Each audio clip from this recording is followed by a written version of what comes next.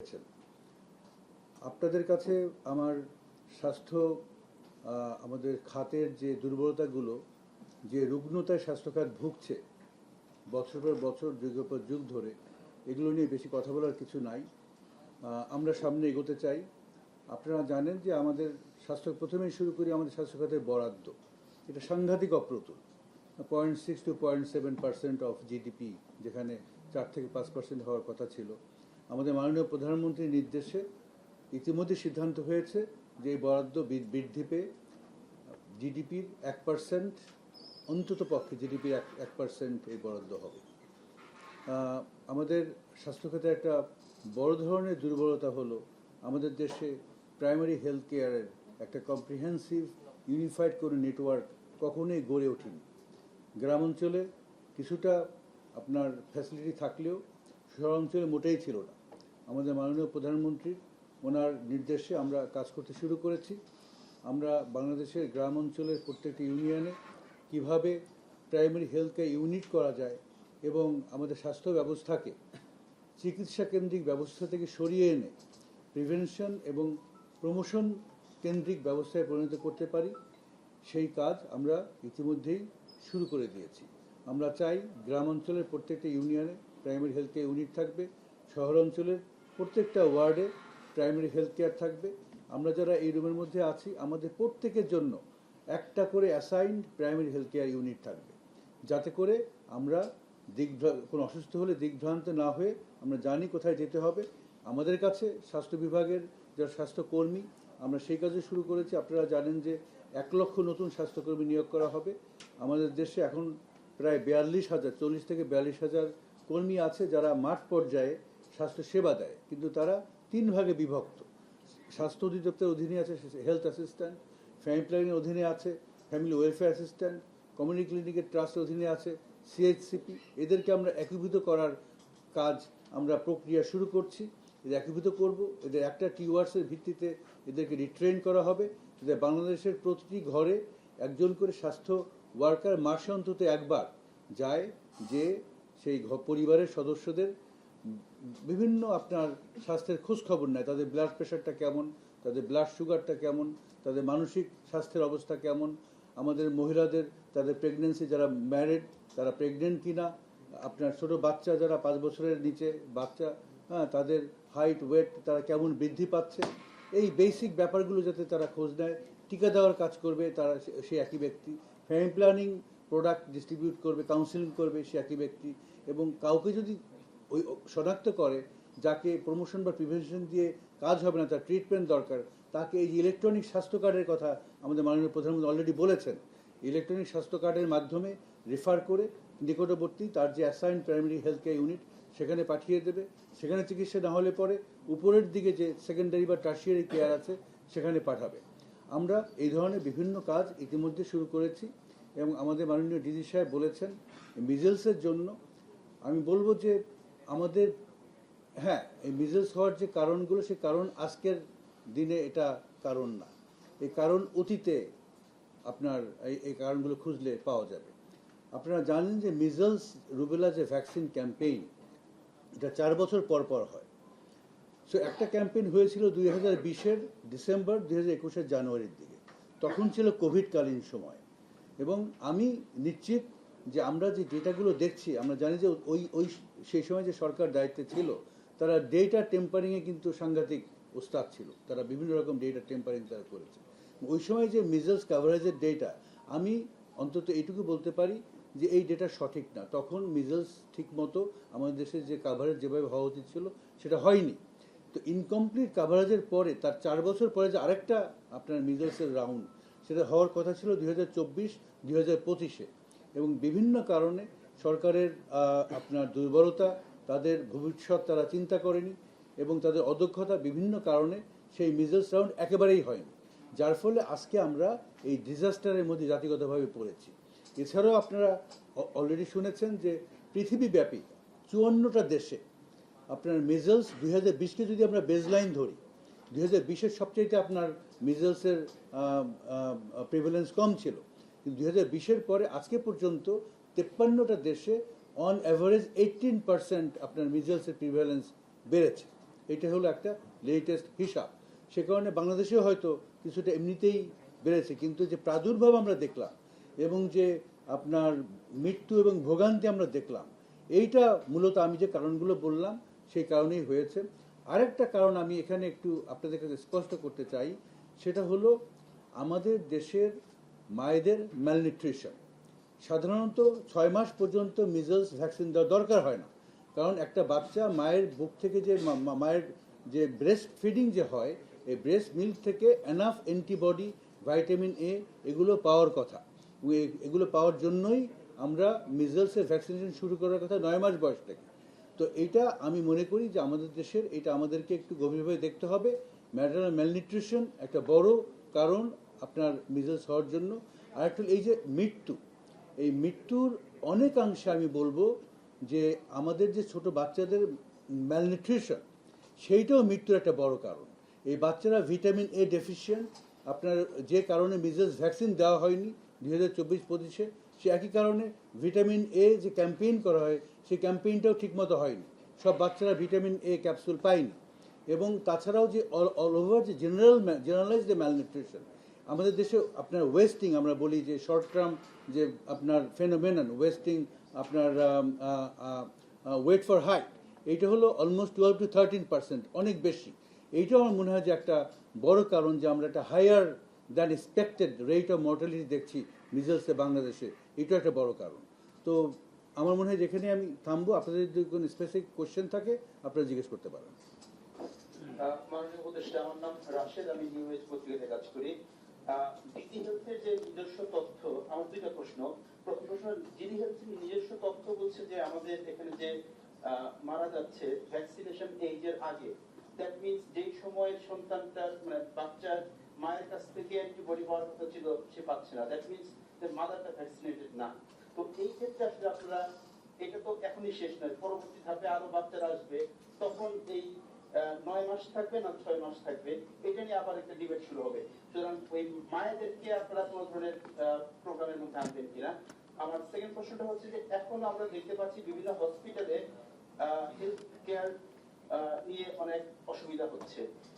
বিভিন্ন জেলা উপজেলা থেকে ঢাকায় রেফার করছে শিশুর বাবারা, স্বজনরা, তারা বিভিন্ন হাসপাতালে রোগী নিয়ে ঘুরছে। এই ব্যবস্থার উন্নয়ন কিভাবে করবে? কারণ মানে একটা হচ্ছে যে সে আক্রান্ত হচ্ছে, আর হচ্ছে সে ট্রিটমেন্ট পাচ্ছে না। ট্রিটমেন্টের বিষয়টা এখন আপনারা কিভাবে আরো কম্প্রিহেনসিভ করতে চেষ্টা করছেন? ধন্যবাদ। আপনি মায়ের যে ব্যাপারটা বললেন, মায়ের vaccination is not a solution for measles. একটা বাচ্চা যে অ্যান্টিবডিটা পায়, হ্যাঁ, এই মাকে যে ভ্যাকসিনেশনটা দেওয়া হয় এটা হলো টিটেনাসের জন্য, হ্যাঁ, তাকে করা হয়। এবং অবশ্যই মাকে আপনার ভাইটামিন এও দেওয়ার কথা সেকেন্ড সেমিস্টারের পরে, ট্রাইমেস্টারের পরে ভাইটামিন এও দেওয়ার কথা।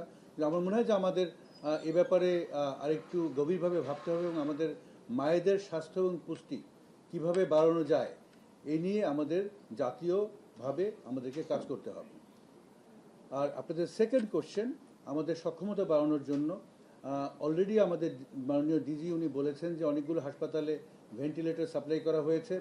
কোভিডকালীন সময় যে আইসোলেশন ইউনিটগুলো ওপেন করা হয়েছিল সেগুলো সব বন্ধ হয়ে গিয়েছিল, সেগুলো আবার রিওপেন করা হয়েছে যাতে আপনার যারা মিজেল আক্রান্ত বাচ্চাদেরকে আইসোলেটেডভাবে রেখে ট্রিটমেন্ট দেওয়া যায়।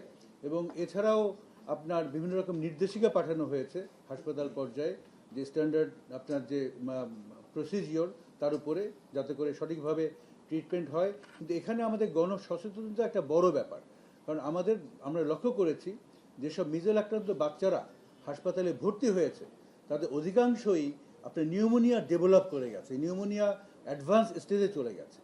এমন একটা সময় তারা হাসপাতালে এসেছে যে তাদেরকে আপনার দ্রুততম সময়ের মধ্যে চিকিৎসা করে যে আবার ফিরিয়ে আনা যায়, সেইটা ডাক্তারদের জন্য একটা দুরূহ কাজ আপনার হয়ে গেছে। সুতরাং গণসচেতনতা দরকার, যাতে করে আপনার মা বাবারা তারা বুঝতে পারে তাদের বাচ্চার জ্বরের অবস্থা কেমন, র্যাশের যে গায়ে যে র্যাশ ওঠে র্যাশের অবস্থা কেমন, যদি বুক ওঠানামা করে বা কাশি দেয় তখন যাতে সাথে সাথে এই বাচ্চায় কোনো রকম আপনার সময় ক্ষেপণ না করে স্বাস্থ্য কেন্দ্রে নিয়ে যায়, উপজেলা স্বাস্থ্য কমপ্লেক্সে নিয়ে যায়, তাহলে পরে আমরা অনেকাংশেই যে বাচ্চারা মারা গিয়েছে তাদের অনেকেই হয়তো বা আমরা বাঁচাতে পারতাম। জি, আমি আজাদুল আদনান। আমি এশিয়া পোস্টে কাজ করি। আমি এখানে সিনিয়র রিপোর্টার হিসেবে আছি। প্রথমত হচ্ছে আহ, এর আগেও আপনারা যে সংবাদ সম্মেলন ডেকেছিলেন সেখানে প্রায় 1.5 ঘন্টা দেরি হয়েছিল এবং আজকে 1 ঘন্টা দেরি হয়েছে। এর জন্য অধিদপ্তর থেকে আমরা কারণ অধিদপ্তরের পর্যাপ্ত জায়গা নেই যে সংবাদ কর্মীকে তারা বসতে দিবেন। এই জায়গাটা মাথায় রেখে অন্তত সংবাদ কর্মীদের সময়টা নির্ধারণ করার দরকার ছিল যে তারা সঠিক সময়ে প্রোগ্রাম শুরু করতে পারবেন কিনা। এটার জন্য অবশ্যই ব্যাখ্যা দাবি করছি। প্রথমত হচ্ছে আমার প্রশ্নের জায়গা থেকে যে বিশ্ব স্বাস্থ্য সংস্থা তথ্য বলছে যে 2024 সালে গোটা বিশ্বে 95,000 শিশু মারা গেছে হামে। এর মধ্যে হচ্ছে যাদের বড় অংশ ছিল হচ্ছে আন্ডার ভ্যাকসিনেশন যে এইজ এটা ছিল এবং তারা এও বলছে যে যারা মারা গেছে এদের হচ্ছে 86% প্রথম ডোজ নিয়েছিল, সেকেন্ড ডোজ নিয়েছিল হচ্ছে 76%। আমি এই কারণে বললাম যে বাংলাদেশে যে আমাদের এবং তারাও বলছে যে 25 সালের তথ্যটা দিতে পারে ও 26 সালে বলছে যেসব দেশে সবচেয়ে বেশি করে প্রকোপ হয়েছে বাংলাদেশ তার মধ্যে অন্যতম আর কি। এবং সেই জায়গা থেকে আমাদের যেসব শিশু মারা গেছে তারা আসলে আমাদের ডেথ রিভিউ আমরা বারবার দাবি জানাচ্ছি। স্বাস্থ্য মহাপরিচালক আমাদের বলতে উনি বলেছিলেন যে ডেথ রিভিউর ব্যবস্থা নেবেন। এই জায়গাটা উনি আসলে কি করেছেন আমরা জানতে চাই। কি কারণে আসলে মৃত্যুগুলো জাতির জানা দরকার, ডেথ রিভিউ করবেন কিনা এটা একটা। আর দ্বিতীয় হচ্ছে যে যেসব শিশু মারা যাচ্ছে আপনি কি করবেন কিনা ডেট রিভিউ। ওকে।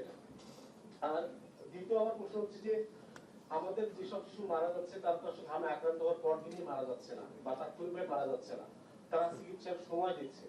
কিন্তু আমরা দেখছি যে চিকিৎসা ব্যবস্থায় আমাদের ব্যবস্থাপনায় এখনো বড় ঘাটতি আমরা এখনো পাচ্ছি। হাসপাতালগুলোতে এখনো অভিভাবক বেডের জন্য কিংবা একটা আইসিইউ আমরা একজন সংবাদকর্মী হিসেবে অনেকে সুপারিশ করে আমরা দেখছি যে আসলে বাস্তব আইসিইউ আমরা পাচ্ছি না, বা অনেক সময় থাকলেও দেখা যায় নানা সুপারিশের কারণে দেওয়া হচ্ছে না সাধারণ মানুষকে আর কি। এরপর ঢাকা থেকে স্বাস্থ্য নির্দেশনা দেওয়া হয়েছিল যে রোগী যেখানে যাবে ওখানে চিকিৎসা দিতে হবে, কিন্তু এখনো সেই রোগীকে ঢাকায় আসতে হচ্ছে, পাঠানো হচ্ছে। স্বাস্থ্য নির্দেশনা দিয়ে খাদ্য হচ্ছে, কিন্তু বাস্তবে আসলে সেটা বাস্তবায়ন হচ্ছে কিনা সেই তদন্তটা আমার কাছে মনে হয়েছে পর্যাপ্ত তদারকি নেই। তো এই জায়গাটা আসলে ব্যবস্থাপনায় ঘাটতি দেখছি। এই দিকে আসলে আপনারা কি করছেন? সময় তো আসলে চিকিৎসা দিচ্ছে, কেন তাহলে মারা যাচ্ছে? ধন্যবাদ। প্রথমত আপনারা অনেক আগে এসেছেন এবং সত্যি কথা এখানে আপনার অপেক্ষা করার বসার উপযুক্ত জায়গা নেই। আমার মনে হয় যে এই কথাটা আমাদের মাননীয় ডিজি সাহেব বলেছেন যে আমরা আসলেই অত্যন্ত দুঃখিত এবং ভবিষ্যতে যাতে করে আপনার সময়টা ঠিকমতো ম্যাচ করে অবশ্যই সে ব্যাপারে আমি শিওর যে আমাদের স্বাস্থ্য অধিদপ্তর অত্যন্ত সচেষ্ট থাকবে। আপনি যে ডেথ রিভিউর কথা বললেন, আমরা এই নিয়ে আমরাও এগুলো নিয়ে চিন্তা করছি। কারণ আপনারা সবাই জানেন যে এটা কোভিডের ক্ষেত্রে হয়েছিল। ভাইরাস কিন্তু তার ক্যারেক্টারিস্টিক্স চেঞ্জ করে, হ্যাঁ, আপনার মিউটেশনের ফলে ক্যারেক্টারিস্টিক চেঞ্জ হয় এবং অনেক সময় বিভিন্ন স্ট্রেনের ভাইরাস হতে পারে, মিজলসের ভিন্নতা থাকতে পারে। যেমন গত 2 দিন আগে আমার কাছে ছবি পাঠিয়েছিল আজিমপুর ম্যাটারনিটি সেন্টার থেকে 4টা বাচ্চা, যে বাচ্চাদের যে তারা মিজলস আক্রান্ত, কিন্তু এটা দেখতে অনেকটা মনে হচ্ছিল যে কম্বিনেশন অফ গুটি বসন্ত এবং মিজলস, এবং কোনো কোনো জায়গায় স্কিন লেশন হয়ে গেছে। তা আমি ইমিডিয়েটলি ছবিগুলো আইইডিসিআর এর যে পরিচালক ওনাকে পাঠিয়ে দিলাম। উনি ইমিডিয়েটলি ওনার টিম আজিমপুর ম্যাটারনিটি সেন্টারে পাঠিয়ে দিলেন। সেখান থেকে ওনারা স্যাম্পল কালেকশন করলেন এবং ওনাদের গবেষণাগারে পরীক্ষা করে দেখলেন যে না, এটা মিজলসই, কিন্তু এই যে স্কিন লেশন হচ্ছে বা আপনার কিছুটা গুটি পছন্দের মতো, এটা হয়তো বা আপনার বাচ্চার তার ম্যালনিউট্রিশন একটা বড় কারণ। সবগুলো বাচ্চাই ম্যালনিউট্রিশন পাওয়া গিয়েছে, প্রত্যেকটা বাচ্চা অত্যন্ত আপনার শুকনা, তারা ম্যালনিউট্রিশনে ভুগছে এবং হয়তো এই বাচ্চাগুলো এমন জায়গা থেকে এসেছে যে একটা ওভার ক্রাউডিং এবং গরম, হ্যাঁ, সব কিছু মিলিয়ে আপনার মনে হচ্ছিল যে চামড়াগুলো পুড়ে গেছে অন্যরকম। সুতরাং আমার এটা বলার একটাই উদ্দেশ্য যে আমরা অত্যন্ত ভিজিল্যান্ট। আমরা বাংলাদেশের যে কোনো প্রান্তে সংবাদও দেওয়া হয়েছে যে কোথাও যদি কোনো ভিন্নতা পাওয়া যায়, কোনো ভিন্ন রকমের আপনার রোগের লক্ষণ পাওয়া যায়, সেগুলো জানানোর জন্য, এবং আইডিসিআর তারা সার্বক্ষণিকভাবে প্রস্তুত এই ধরনের কেসগুলোকে আপনার গভীরভাবে দেখার এবং এগুলোকে গবেষণা করে দেখার যে আমাদের কোন বিজনেসটা অন্য কোনো দিকে চলে যাচ্ছে কিনা, সরকারকে অন্য কোনো ব্যবস্থা নিতে হবে কিনা। আর চিকিৎসার যে কথা বললেন, আমি আমার শুরুতেই বলেছি আমাদের স্বাস্থ্য খাত অত্যন্ত রুগ্ন, এবং সেটা একদিনের জন্য না, এটা বছরের পর বছর, যুগের পর যুগ অবহেলার কারণে। আমাদের এখন পর্যন্ত আমি যেটা বলেছি, আবার আমি রিপিট করি, আমাদের প্রাইমারি হেলথ কেয়ার কোনো সিস্টেমই, কম্প্রিহেন্সিভ সিস্টেমে এই দেশে আমাদের ডেভেলপ করে না। আমরা বলছি, আমরা এই সরকার, বিএনপির সরকার হিসাবে, যে হেলথ সিস্টেমের foundation is primary health care. আমাকে প্রত্যেকটা ঘরে দোরগোড়ার স্বাস্থ্যকে নিয়ে যেতে হবে, প্রত্যেক মাসে আমাকে দেখতে হবে কার স্বাস্থ্য অবস্থা কেমন, যাতে করে কেউ রোগে ভোগার আগেই তাকে আমরা শনাক্ত করে আমরা হেলথ সিস্টেমের আওতায় নিয়ে আসতে পারি, যাতে করে রাষ্ট্রের খরচ কম হবে, রোগীর খরচ কম হবে। এখন যে আউট অফ পকেট এক্সপেন্ডিচার 74%-এরও বেশি, সেটা ড্রাস্টিক্যালি নিচে নেমে আসবে, এবং ওভারঅল হেলথ যে সার্ভিস, এই সার্ভিসের কোয়ালিটি ইমপ্রুভ করবে। ধন্যবাদ। আমি ডেইলি স্যার আছি। আমার প্রথম প্রশ্ন হচ্ছে স্বাস্থ্য অধিদপ্তর মহাপরিচালক উনি বললেন যে 95% কভারেজ এখন পর্যন্ত আপনাদের ভ্যাকসিনেশনে হয়েছে। গতকাল আপনারা যে প্রতিদিনের যে এটা দেন, ওটাতে আপনাদের দেখাচ্ছে যে 100% আপনাদের কভারেজ টার্গেটেড। কোনো না, মানে ওভারঅল কভারেজ 100% দেখানো হয়েছে। আপনি বলছেন 95%। গণমাধ্যমে ইউনিসেফের বরাদ দিয়ে বলা হচ্ছে যে আরসিএম করার মাধ্যমে গ্রামে 50% এবং শহরে 30-40% চিলড্রেন এখনো ভ্যাকসিন পায়নি। আমার কনক্রিট প্রশ্ন হচ্ছে আসলে কত পার্সেন্ট শিশু আপনারা কভারেজ করতে পারছেন, এক। আর বিশেষ সহকারী মহোদয়ের কাছে আমার দ্বিতীয় প্রশ্ন, যে আপনি কারণগুলোর কথা বললেন যে একটা, তো আমরা জেনেছি গত শনিবার দিন স্বাস্থ্য সচিব মহোদয় বলেছেন যে তারা অলরেডি এই বিষয়টি উদ্ঘাটনের জন্য তদন্ত শুরু করেছেন। আমরা গতকাল দেখলাম একজন উপদেষ্টা, মাননীয় প্রধানমন্ত্রী, উনি বলছেন যে ওনারা তদন্ত করবেন। আমরা আসলে আপনার কাছ থেকে জানতে চাই যে আসলে তদন্ত শুরু হয়েছে না শুরু হবে, আদৌ শুরু হবে কিনা। ধন্যবাদ।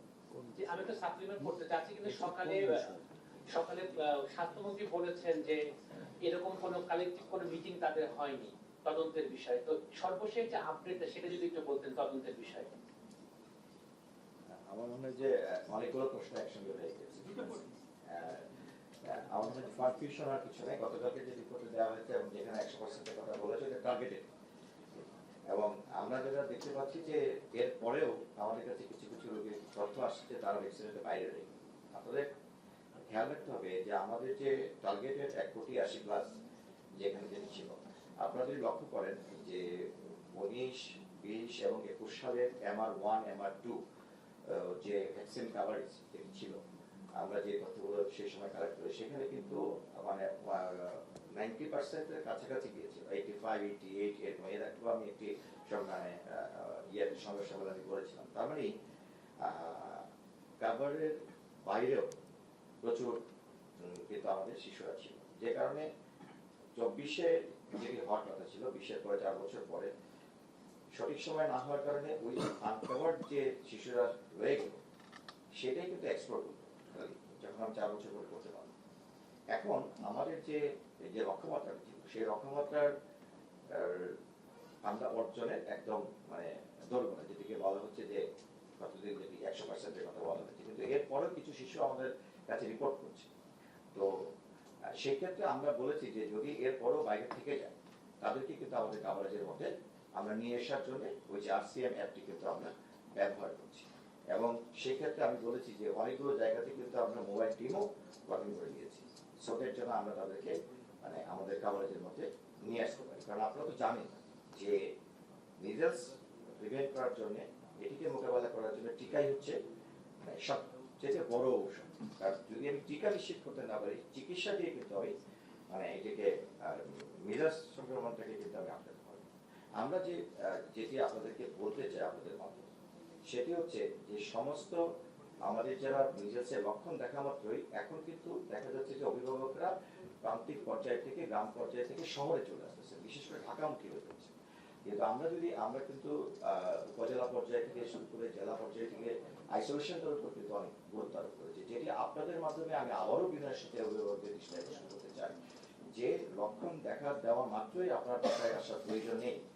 আপনি আপনার যদি বাড়িতে প্রাথমিক লক্ষণ দেখার সঙ্গে সঙ্গে যদি তাকে আইসোলেশনটি আপনার বাড়িতে করা সম্ভব হয় সেটি করেন, যদি সেক্ষেত্রে আপনার সীমাবদ্ধতা থাকে, সেক্ষেত্রে শুধুমাত্র আপনি আপনার পার্শ্ববর্তী উপজেলা কিংবা জেলা লেভেলে আপনি আসতে পারেন। তাহলে আপনারা তো ইতিমধ্যেই আপনারা জেনে গেছেন যে 1 থেকে 4 দিন, ক্ষেত্র বিশেষে আমরা হয়তো 6-7 দিন পর্যন্ত আমরা অপেক্ষা করতে পারি। যদি কোনো বিশেষ লক্ষণ দেখা দেয়, সেক্ষেত্রে আপনি দ্রুত হাসপাতালে চলে আসেন, রাজশাহী লেভেলে চলে আসেন, অথবা জেলা পর্যায়ে। প্রথমেই কিন্তু কারো অক্সিজেনের প্রয়োজন হয় না, এবং দেখা যায় যে যে লক্ষণগুলো দেখলে পরে আপনি আসবেন, সেগুলো কিন্তু আমি আবারও একটু আপনাদের মাধ্যমে মনে করে দিতে চাই। যেমন যদি দ্রুত শ্বাস নেওয়া হয়, শ্বাসকষ্টের লক্ষণ পরিলক্ষিত হয়, যে বুকের ছাতনিগুলির পাশে বুক ডেবে যাচ্ছে সেটি যদি হয়, বুকের দুধ কিংবা তরল খাবার খেতে না পারার ক্ষেত্রে হয়, বারবার বমি, খিঁচুনি, এই বিষয়গুলি হয়, অস্বাভাবিক ঘুম ঘুম ভাব পরিলক্ষিত হয়, অচেতনতার ভাব পরিলক্ষিত হয়, মুখে ঘা পরিলক্ষিত হয়, চোখের জটিলতা দেখা হয়, চোখ খুলতে না পারা, এই ধরনের বিষয়গুলো যখন আপনি কোনোটাই যদি নোটিস করেন কিংবা আপনি দেখেন, তখন আপনি মানে দ্রুত মুভ করেন। ঠিক আছে? তাহলে হবে কি, তাহলে যে এই যে টারশারি লেভেলে মানে ঢাকা পর্যায়ে কিংবা মেডিকেল কলেজ হাসপাতালগুলোতে যে রাশটা, সেই রাশটা কিন্তু হবে না। আইসোলেশন থেকে যদি আমরা আরো নিশ্চিত করতে চাই, তাহলে আমরা যে চিকিৎসা পার্টিতে আরো বেশি গভীর মনোনিবেশ করতে পারবো। এবং ইতিমধ্যে আমি আবারও বলছি যে ঢাকা সকল মেডিকেল কলেজ হাসপাতাল পরিচালক মহোদয়দের সংশ্লিষ্টতার মাধ্যমে আমরা কিন্তু শিশু বিভাগগুলোর সাথে কথা বলেছি, এবং তাদেরকে যে নিউমোনিয়াটা আমরা ফেস করছি নিজেদের কমপ্লিকেশন হিসেবে, সেই পোস্ট মিটার স্টেট যে কমপ্লিকেশন, নিউমোনিয়া উইথ কমপ্লিকেশন, সেটিকে অ্যাড্রেস করার জন্য কিন্তু আমরা বারংবার আমাদেরকে নির্দেশ করছি, যে জায়গাগুলোতে আমরা মনে করছি যে আমরা আমাদের শিশুদেরকে লুজ করছি।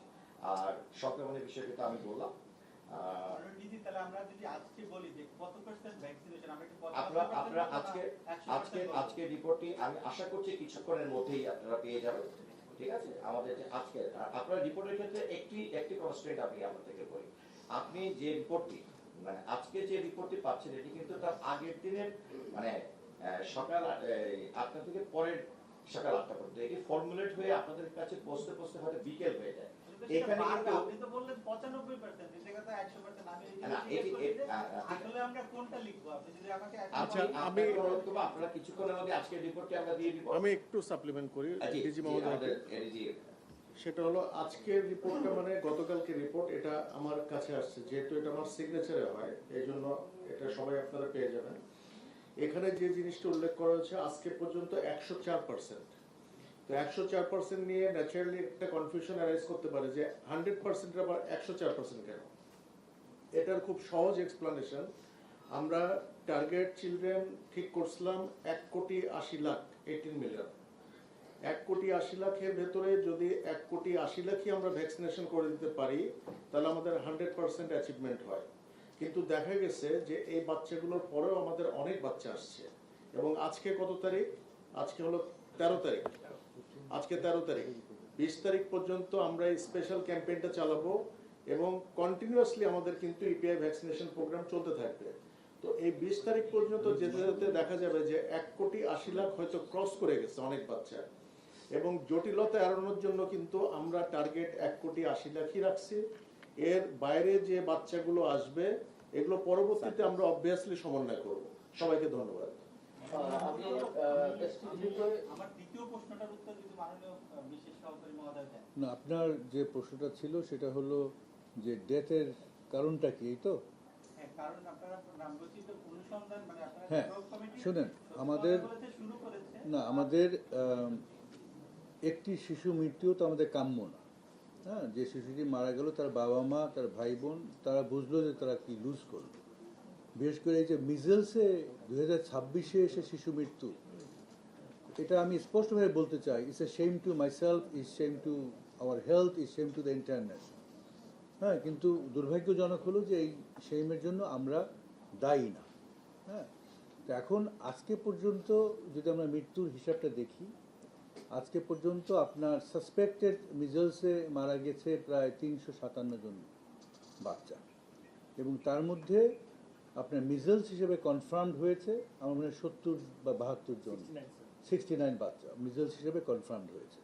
তো যারা মিজেলস হিসেবে কনফার্মড হয়েছে তারা তো মিজেলসে আপনার মারা গিয়েছে, আর যারা কনফার্ম অন্য তারা অন্য কোনো কারণে মারা গিয়েছে, কিন্তু সব মৃত্যুরই মোরাললেস তারা মারা গিয়েছে। ফাইনাল কজ অফ ডেথ হলো নিউমোনিয়া। এটা হলো ফাইনাল কজ অফ ডেথ প্রায় ক্ষেত্রেই। হ্যাঁ, তো এখন নিউমোনিয়া তো আপনার বিভিন্ন কারণেই হতে পারে। হ্যাঁ, এখন আপনার সিজন আমরা শীতকাল থেকে গ্রীষ্মকালের মধ্যে আমরা পড়ছি। হ্যাঁ, আপনার যেখানে ওভার ক্রাউডিং, হ্যাঁ, সেখানে বিভিন্ন রকম সমস্যা আছে। আর আমি ইতিপূর্বেই বলেছি ম্যালনিউট্রিশন। আমরা মনে হয় ম্যালনিউট্রিশন ব্যাপারটাকে আমরা বারবার কিন্তু এটা সারফেসে আসতেছে না, বাট আমার কাছে কেন জানি মনে হয় যে আমাদের বাংলাদেশে both maternal and child malnutrition, এটা নিয়ে আমাদের সিরিয়াসলি আবার একটু ফিরে তাকানো উচিত। এটাকে খুব ডিপার অ্যানালিসিস করা উচিত, এবং আমাদের শিশুরা যদি সুপুষ্ট থাকতো, তাদের পুষ্টিহীনতায় না ভুগতো, আমি একজন পুষ্টিবিদ হিসাবে আমি বিশ্বাস করি আমাদের শিশু মৃত্যু এতগুলো হতো না। মাননীয় মহাপরিচালক, আমি বুদ্ধদেব পূর্ব, আমি ইন্ডিপেন্ডেন্ট টেলিভিশনে কাজ করি। একটু আগে আপনি একটা কথা বললেন যে যদি খুব খারাপ না হয় তাহলে যেন বাচ্চাকে হাসপাতালে না আনা হয়। আমরা অনেক ভাইরোলজিস্ট বা এগুলো নিয়ে যারা কাজ করে বিশেষজ্ঞরা বলছেন যে যখন একটা আইসিইউতে 15টা বা 20টা বেড থাকবে, সেখানে বাচ্চাকে যদি নিয়ে যাওয়া হয় ভাইরাসের লোডটা বেশি থাকবে এবং মৃত্যুর অন্যতম কারণও এটা বলা হচ্ছে। আমরা সংক্রমণ ব্যাধি হাসপাতাল, শিশু হাসপাতাল বা ডিএনসিসিতে গিয়ে যেটা দেখেছি, আসলে সেখানে জায়গা খুবই কম এবং অনেক বাচ্চা, এবং আমরা এটাও জানি 4 দিন আগে এবং 4 দিন পরে সে সংক্রমিত করে অন্যদের। এখানে আপনি কোনো নির্দেশনা স্পেসিফিক ভাবে দিবেন কিনা, আপনি একটু আগে যেটা বললেন। আর দ্বিতীয় আমার প্রশ্ন যে ডিএনসিসি বা অন্য জায়গায় আপনারা ফ্যাসিলিটিস অনেক বাড়িয়েছেন, কিন্তু আমরা যখন এই ফিল্ডে গিয়ে কাজ করছি আমরা দেখতে পাচ্ছি যে এখানে আসলে নবজাতক যারা, তাদেরকে কিন্তু ডিএনসিসি ফিরিয়ে দিচ্ছে। তারা বলছে যে মাল্টি অর্গান সেখানে অ্যাফেক্টেড, এই জন্য ফিরিয়ে দিচ্ছে শিশু হাসপাতাল বা অন্য কোনো টার্সিয়ারিতে নিয়ে যেতে। সেখানে কিন্তু বেড সংখ্যা একদম লিমিটেড। সেই বাবা মা কোথায় যাবে? আমি আপনি ধন্যবাদ, গুরুত্বপূর্ণ দুটি প্রশ্ন করেছেন। প্রথম প্রশ্নটি যে শব্দটি আপনি যোগ করেছেন, খুব বেশি লক্ষণ না হলে আমার মনে হয় এই জায়গাটাতে বোধহয় একটু ভুল বোঝাবুঝি হয়েছে। আসলে খুব শব্দটি বোধহয় আমি বলিনি, আমি বলছি যে লক্ষণগুলি দেখা দিলে আপনি অবশ্যই মুভ করবেন। আমি কি ক্লিয়ার করতে পেরেছি? এই লক্ষণগুলি দেখা মাত্রই আপনাকে মুভ করতে ক্লিয়ার।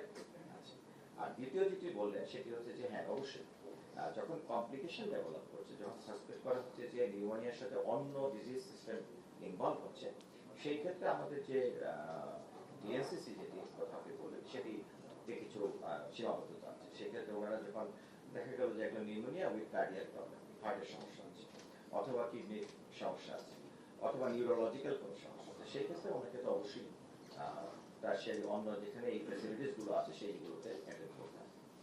এখন আপনি বলেছেন যে শিশু হাসপাতাল, হ্যাঁ অবশ্যই শিশু হাসপাতাল হয়তো বা কনস্ট্রেন্ট আছে, তারা হয়তো তাদেরও ব্যক্তি লিমিটেশন আছে, কিন্তু তারপরেও আমরা প্রত্যেককে জায়গায় সমন্বয় করার চেষ্টা করছি।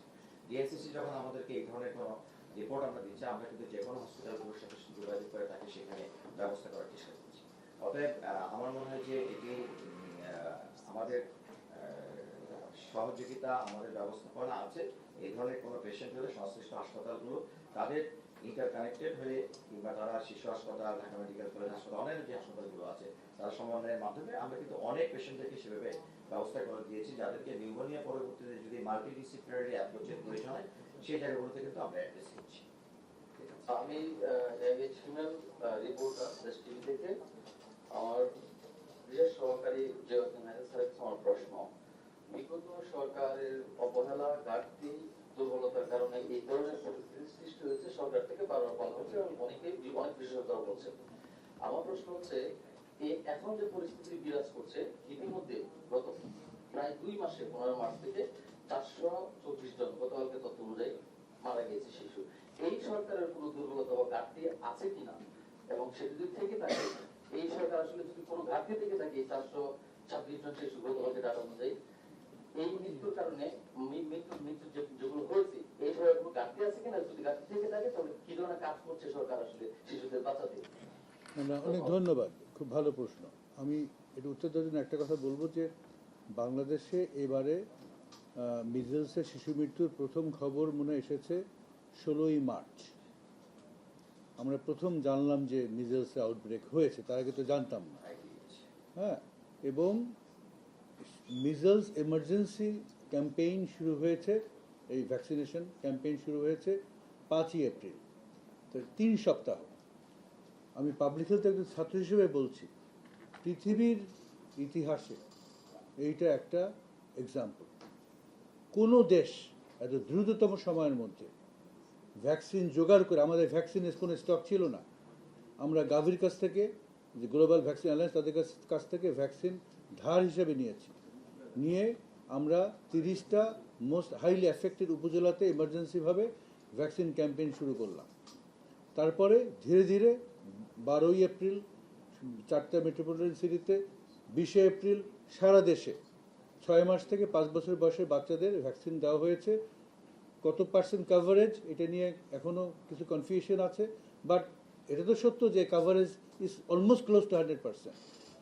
এইটাও পৃথিবীর পাবলিক হেলথ ইতিহাসে একটা মাইলস্টোন, যে 4 সপ্তাহের মধ্যে একটা দেশে, এত বড় জনসংখ্যার একটা দেশে, এবং আমাদের যাতায়াত ব্যবস্থা অনেক জায়গাতে এখনও অনেক খারাপ, যে এটা যে এই যে কাভারেজ অ্যাচিভ করা সম্ভব হয়েছে, এইটা আমি বলবো যে এই সরকারের, আমাদের মাননীয় প্রধানমন্ত্রী জনাব তারেক রহমানের নেতৃত্ব, আমাদের প্রত্যেকটা স্টেক হোল্ডার, যে আপনারা যারা মিডিয়া আছেন, আপনাদের অ্যাক্টিভ এনগেজমেন্ট, আমাদের যে বিভিন্ন রকম সামাজিক সাংস্কৃতিক সংগঠন আছে তাদের অ্যাক্টিভ এনগেজমেন্ট, আমাদের পার্টনার এখানে বসে আছে ইউনিসেফ, WHO, অন্যান্য পার্টনার, তাদের আপনার প্রোঅ্যাক্টিভ এনগেজমেন্ট, এগুলোর ফলেই এটা সম্ভব হয়েছে। এখন হেলথ সিস্টেমের যে দুর্বলতা, এটা তো আমি তো আবার এই 3য়বার বলছি যে আমাদের হেলথ সিস্টেম এটা রুগ্ন সিস্টেম, এবং আপনারা দেখেছেন যে আমাদের যে বিএনপির যে নির্বাচনী প্রচারণা, তখনই আমরা অলরেডি ডিক্লেয়ার করেছি যে এই সিস্টেমকে স্ট্রেনথেন করার জন্য আমরা কী কী কাজ করব। তার অন্যতম একটা কাজ হলো আমরা আমাদের প্রথাগত যে ট্রিটমেন্ট সেন্ট্রিক হেলথ সিস্টেম, সেখান থেকে আমরা ফেরত আসবো প্রিভেন্টিভ অ্যান্ড প্রমোটিভ কেন্দ্রিক হেলথ সিস্টেমে, যাতে করে ভবিষ্যতে আমাদের এইরকম আউটব্রেক আর দেখতে না হয়, আমরা যাতে আরও রেজিলিয়েন্ট একটা হেলথ সিস্টেম তৈরি করতে পারি এবং যে কোনো সমস্যায় দ্রুততম সময়ের মধ্যে আমরা ব্যবস্থা নিতে পারি। ধন্যবাদ। আমি বোরহানুল আশিকিন, আমি চ্যানেল 24 স্পেশাল করেসপন্ডেন্ট। আমি জানতে চাচ্ছিলাম যে সার্বিকভাবে দেশের হামের সংক্রমণ এবং মৃত্যু, আপনারা বলছেন যে 100% নিয়ার অ্যাবাউট 100% কভারেজ হয়ে গেছে, তো সার্বিকভাবে দেশের হামের সংক্রমণের মৃত্যু বাড়ছে নাকি কমছে? আমরা প্রতিদিন দেখছি যে 1000-এর বেশি সন্দেহভাজন আক্রান্ত হচ্ছে, অথবা মৃত্যু প্রায় 10 দিনের মতো হচ্ছে। তো সার্বিকভাবে দেশের হামের চিত্রটা একটু যদি সিনপসিস আকারে বলেন।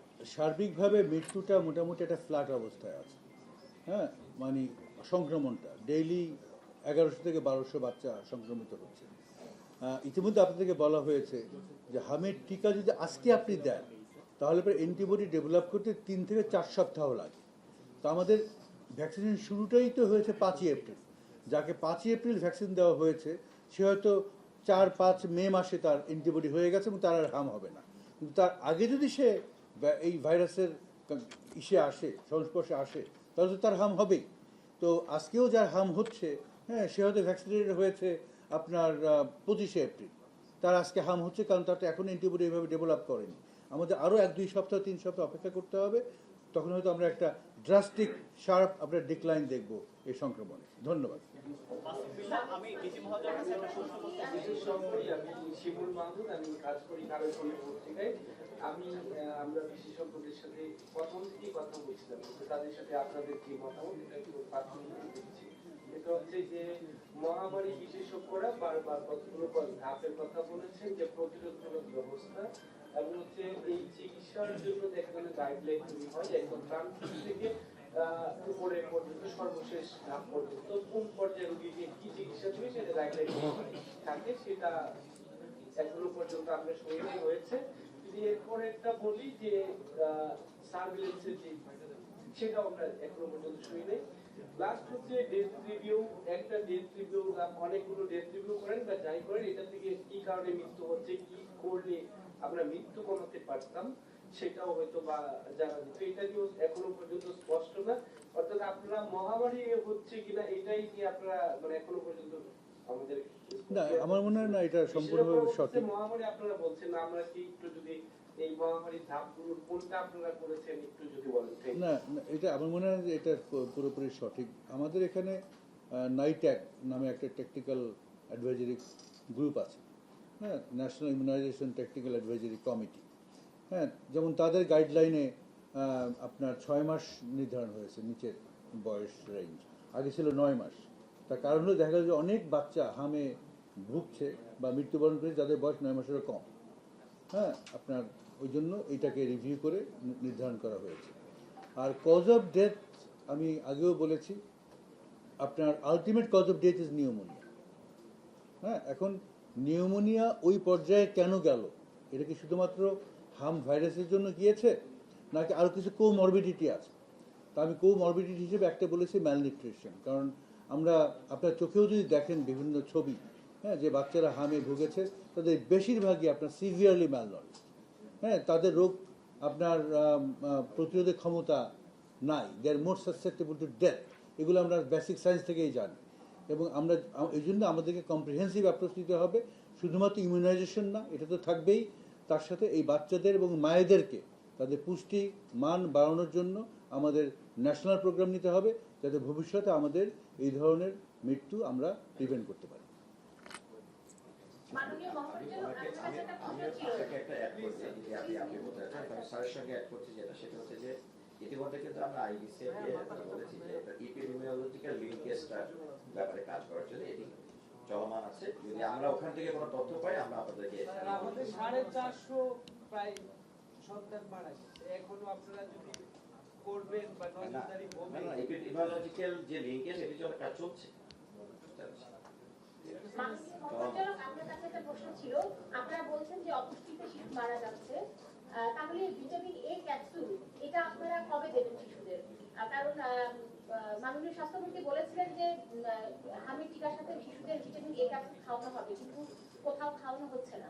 তাহলে এই ভিটামিন এ ক্যাপসুলের ক্যাম্পেইনটা কবে শুরু হবে? যারা আক্রান্ত তাদেরকে দেবো না, তাদেরকে দেওয়া হবে। প্রথমত যাদেরকে হাবে আক্রান্ত পাওয়া গিয়েছে তাদের সবাইকে ভিটামিন এ ক্যাপসুল দেওয়া হয়েছে। আমাদের পরিকল্পনা ছিল টিকা দেওয়ার সময় প্রত্যেকটা বাচ্চাকে দেওয়ার, কিন্তু যে কারণে 2024-25-এর আপনার টিকা ক্যাম্পেইন চালানো যায়নি, হ্যাঁ, টিকা কেনা হয়নি, এবং এই স্বাস্থ্য সেক্টরে আমি একটু আগে মিটিং করেছিলাম, প্রায় ডিপার্টমেন্টেরই কোনো টাকা পয়সা নাই, লোনে ধারে আছে। হ্যাঁ, অনেক আমাদের এমপ্লয়ীদের বেতন দেওয়া হয় না। এই যে টিকাদার পোর্টার, তারা অনেক মাস ধরে বেতন পায় না। তার একটাই কারণ, এই যে গত সরকার তারা এই যে ফান্ড যে কিভাবে ফ্লো হয় সেক্টরে, আগে হয়তো ওপির মাধ্যমে অপারেশনাল প্ল্যান, তারা উইদাউট এনি আপনার preparation, without any further capacity building বা অ্যাপ্রুভালগুলো কিভাবে হবে তারা না করেই তারা ডিপিপিতে মাইগ্রেট করেছে, যার ফলে ওপির মাধ্যমে টাকা আসা বন্ধ হয়ে গেছে। আর ডিপিপির যে টাকাটা, এটা আসতে তো সময় লাগবে, তার ডিপিপি তৈরি করতে হবে, এটা আপনার প্রকল্প পাস করতে হবে, টেকনিক অ্যাপ্রুভাল লাগবে, প্রজেক্ট ডিরেক্টর আসবে, তারপরে, এবং এটার যে একটা সময় দরকার, 6 মাস 1 বছর 1.5 বছর সময় দরকার, এই সময়টা ওনারা ধর্তব্যে না এনেই ওনারা ড্রাস্টিক মাইগ্রেট করছে, যার ফলে আজকে পুরো সেক্টরে শুধুমাত্র আপনার এই ভিটামিন এ না, কন্ট্রাসেপটিভ যেমন স্টক আউট আছে। কিন্তু আমাদের সরকার, ওনারা আউট অফ দ্য ওয়েতে চেষ্টা করছেন, পার্টনারদের সাথে কাজ করছেন, কিভাবে আপনার টাকা এডিশনাল ফান্ড মোবিলাইজ করে এই ধরনের স্টক আউটগুলো আপনার পূরণ করা যায়। মাসুদ বিল্লাহ, আমি একটা প্রশ্ন করতে চাই। না, আমার মনে হয় আমরা একটু শেষ করে দিই। একটা প্রশ্ন যদি দিতে প্লিজ। এইটাই শেষ প্লিজ। Last one please. আমার কথা 2025-এ গত সরকারের আমলে যে ইস্যুটা ছিল যে 59%, এবং আমরা আরেকটা পরে দেখলাম যে সরকার ডেটা চেঞ্জ করে যেটা 90% বলা হলো, এখানে এটার একটা বিশ্বাসযোগ্যতা তৈরি হয়েছে, প্রশ্ন উঠেছে, কারণ আমরা এফপি সহ গ্লোবাল আউটলেটগুলোতে 59% আমরা রিপোর্ট করতে দেখেছি। কি 2025-এ যে কভারেজ, এমআরএর কভারেজ 59% হয়েছিল, যেটা আমরা সায়েন্স এবং এএফপি তে দেখেছি রিপোর্ট 59%। সো 25-এ, হ্যাঁ 25-এ, সো সেটা আসলে আপনারা এখানে একটা ডেটার একটা বিশ্বাসযোগ্যতা আমার মনে হয় আছে, সে কারণ হ্যাঁ এটা এসেছে, সায়েন্সে এসেছে, এবং পরবর্তীতে সায়েন্স বলেছে যে এটা গভর্নমেন্ট ওয়েবসাইট থেকে রিমুভ করা হয়েছে। সেক্ষেত্রে আপনারা এই ডেটার বিশ্বাসযোগ্যতা কিভাবে অ্যাড্রেস করছেন, এটা আমার একটা প্রশ্ন। শুনেন, আমাদের দেশে গত 1.5 যুগ অনেক সেক্টর বলেন, অনেক প্রতিষ্ঠান বলেন, এগুলোকে সিস্টেম্যাটিকভাবে ধ্বংস করা হয়েছে, এবং এই ধ্বংসকে জাস্টিফাই করার জন্য সবচেয়ে বেশি ধ্বংস করা হয়েছে আমাদের ডেটা সিস্টেম। হ্যাঁ, আমাদের পপুলেশন সাইজ, আমাদের টোটাল দেশের পপুলেশন, সেইটা পর্যন্ত আপনার ডিস্টর্টেড ডেটা প্রকাশ করা হয়েছে। সো আপনি যেটা বলেছেন, হ্যাঁ, এটা ঠিক আছে। আমাদের ডেটা নিয়ে অনেক সমস্যা আছে, এগুলো নিয়ে আমাদেরকে প্রচুর কাজ করতে হবে। আমাদের দেখতে হবে যে আমরা বাংলাদেশ ব্যুরো অফ স্ট্যাটিস্টিক্স তাদেরকে এই সক্ষমতা কীভাবে বাড়াতে পারি, আমাদের বিভিন্ন যে ডিপার্টমেন্টগুলো আছে তাদের ইন্টারনাল ডেটা কালেকশন সিস্টেম, হ্যাঁ, এদের সক্ষমতা কীভাবে বাড়াতে পারি। এখন যে এআই টুল আস্তে আস্তে টেকনোলজিগুলোকে, এটা খুব র্যাপিডলি ইভলভিং একটা এরিয়া। এই এআইকে ইউজ করে আমরা আমাদের